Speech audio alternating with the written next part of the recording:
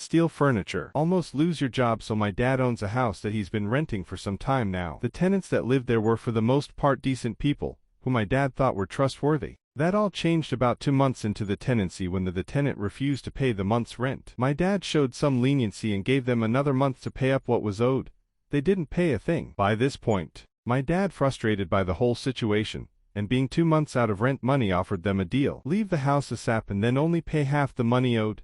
They countered with a different agreement. They would leave the house in a clean state, with all of their furniture left behind as compensation. My dad, wanting to just be done with them, agreed. Cue to when my dad gets to the house, finding the place in a mess, with none of the furniture left behind, including the furniture that belonged to my dad in the first place. The 2 sofas that my dad owned were left behind, but they were trashed and left in the shed. When my dad confronted them asking for them to pay up the full amount that the furniture was worth, he was met with a promise of payment after 2 weeks, which he didn't believe, and when he requested they pay earlier he was met with good luck, getting your money, followed by laughing images. This made my dad angry, and he decided that he wasn't going to let this slide. My dad knew that the tenant was a Christian pastor of a church, and his son also had some job related to the church. My dad contacted the church and explained everything from how they hadn't paid him rent money to stealing the furniture and trashing the place. The church was somewhat interested about this behavior. The next day, my dad gets an angry phone call from the tenant's son cursing at him,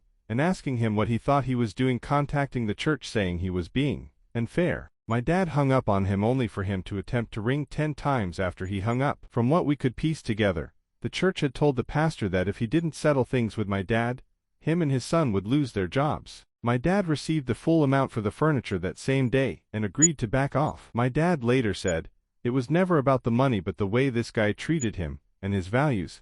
My dad, being a Christian himself, was disappointed.